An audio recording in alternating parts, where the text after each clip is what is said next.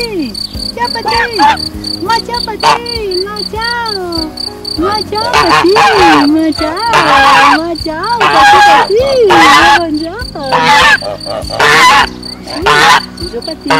Ma bonjour Pati! Bonjour Pati! Bonjour Pati! Bonjour, bonjour ou bonsoir, selon l'heure à laquelle vous êtes en train de regarder cette vidéo sur votre ordinateur.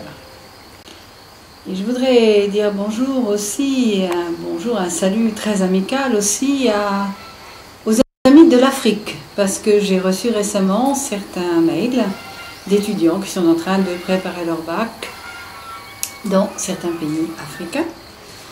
Et cela me fait très plaisir de voir que du Maghreb à l'Afrique noire, il y a un certain nombre de nouveaux amis qui sont en train de s'inspirer également de ma méthode Réussir mon bac, qui a donc acquis cette méthode et qui m'ont demandé d'ailleurs certains petits renseignements complémentaires.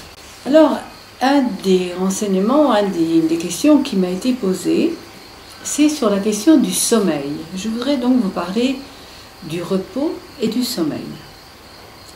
Parce qu'il est vrai que quand on est en train de préparer un examen comme le baccalauréat, il y a une grosse dose de stress qu'il faut apprendre à gérer. On veut savoir, on veut apprendre, on a besoin de se mémoriser beaucoup de choses, on a l'impression de ne plus rien savoir, on a l'impression que tout ce qu'on est en train d'apprendre ne se fixe pas dans la mémoire. Et donc, au lieu de prendre un certain temps pour laisser tout ce processus de la mémorisation s'installer dans notre mémoire et dans notre cerveau, on accumule le stress, on étudie, on étudie, on étudie, on ne s'arrête pas et on ne se rend pas compte qu'on utilise un instrument qui est le cerveau, que le cerveau s'appuie sur des cellules cérébrales et que le cerveau a des mécanismes qui sont les siens et qu'il a besoin de repos. Ça veut dire qu'il faut un certain nombre d'heures de sommeil, ça veut dire qu'il faut des règles, ça veut dire qu'il faut un équilibre entre l'état de veille et l'état de sommeil. Vous ne pouvez pas prétendre d'être clair le jour de l'examen, vous ne pouvez pas prétendre d'avoir bien enregistré toutes les notions sur lesquelles vous avez travaillé si vous ne dormez pas suffisamment. Parce que les cellules cérébrales sont produites par notre cerveau durant le sommeil. Si vous ne passez pas un certain nombre d'heures suffisantes à vous reposer, donc à dormir, il est impossible d'avoir le renouvellement des cellules cérébrales qui sont indispensables pour préparer un examen. Et pour avoir l'esprit clair, pour ne pas avoir de confusion, pour avoir une vivacité d'esprit au moment où vous aurez besoin d'affronter la feuille blanche ou une interrogation orale. Un autre des conseils que je pourrais vous donner, c'est de savoir dire non à tous les mauvais conseilleurs, c'est-à-dire tous ceux qui vous disent « bois du café », fume ou utilise certains médicaments, certaines amphétamines, certaines substances pour te tenir éveillé. Absolument pas. Il est donc important d'avoir un équilibre entre le moment où vous êtes éveillé et le moment où vous devez dormir. Par exemple, 7h, 23h serait une période correcte, juste, équilibrée. Réveillez à 7h, allez vous coucher à 23h. Ce qui est important, c'est de comprendre que il est erroné d'aller se coucher à 3h ou 4h du matin et puis de vous réveiller vers 9h ou 10h du matin. Parce que le jour de l'examen, vous aurez besoin d'être parfaitement lucide tôt le matin. Les épreuves, très souvent, commencent à 8h du matin. Il faut vous réveiller tôt pour vous déplacer et vous rendre sur le lieu de l'examen. Plus vous habituez votre cerveau à un rythme régulier, équilibré d'éveil et de sommeil, plus vous aurez votre cerveau à votre service. Plus vous aurez une meilleure capacité, une meilleure lucidité, calme et tranquillité pour répondre et donner le maximum de vos capacités. Alors quelqu'un m'a dit, mais pourquoi dites-vous que la nourriture est si importante? Et parce que de la même façon que vous nourrissez votre cerveau en dormant, puisque vous allez lui permettre de recomposer son bagage cérébral, c'est-à-dire de reproduire les cellules cérébrales. De la même façon, vous avez besoin que votre corps fonctionne correctement. Donc vous avez besoin de nourrir votre corps avec une alimentation équilibrée et la plus saine possible.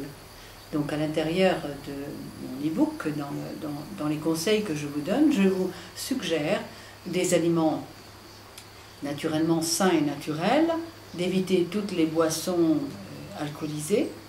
Je ne dis pas que vous ne devez pas boire un petit verre de vin si vous en avez envie ou une bière, mais de savoir que plus vous utilisez des éléments qui sont non naturels, aussi bien les boissons gazéifiées, etc., là et tout autre chose, plus vous aurez de difficultés à avoir un fonctionnement correct de votre organisme. Notre corps, notre organisme est le premier instrument que nous avons à disposition. Traitez-le donc bien si vous voulez qu'il soit capable de vous rendre ce service quand vous en aurez besoin. Vous savez très bien qu'un sportif, quand il se prépare à une compétition, se prépare avec un équilibre de sommeil, avec un équilibre dans son alimentation, avec des séances de relaxation, de méditation, de façon à pouvoir avoir une harmonie entre son esprit et son corps. Il y a un phénomène d'osmose entre l'un et l'autre. Si vous avez un corps qui fonctionne correctement mais un esprit qui ne fonctionne pas bien, ou si vous avez trop de préoccupations, il est certain que vous allez avoir à un moment un décalage à l'intérieur de votre fonctionnement. Donc il y aura un moment où vous risquez d'avoir un accident, avoir un blocage, avoir quelque chose dans le mécanisme qui ne fonctionne plus de façon harmonieuse. Donc il est important de dormir, manger suffisamment, de manger des choses saines. Il est important aussi de vous divertir. Pourquoi se divertir? Parce que vous avez besoin de faire des pauses pour pouvoir vous détendre, pour pouvoir récupérer en même temps une énergie de vie, pour pouvoir récupérer une joie de vivre. L'étude, le fait de vous pencher sur une étude, sur une réflexion, sur un travail que vous devez produire, cela doit être fait dans un état d'esprit. Ça ne peut pas être de l'acharnement. Cela doit être fait dans un moment de détente, parce que cela vous fait aussi plaisir d'étudier. Oh, ne souriez pas, ne me dites pas que ce n'est pas vrai. Vous acquérez les connaissances, et en même temps que vous acquérez les connaissances, c'est en même temps une liberté que vous êtes en train d'acquérir. Parce que si vous n'avez pas de connaissances, vous aurez beaucoup de mal à être un homme ou une femme libre demain. Les connaissances vous permettront de faire des choix de vie, de pouvoir dire oui ou de pouvoir dire non, de pouvoir choisir également un emploi qui vous convienne, qui vous gratifie, qui soit un emploi qui vous permette d'exprimer votre potentiel. Et ça, c'est le résultat de l'acquisition d'un savoir, de connaissances, d'une intelligence, de mécanismes que vous arriverez ensuite à mettre ensemble pour pouvoir vivre la vie que vous souhaitez vivre.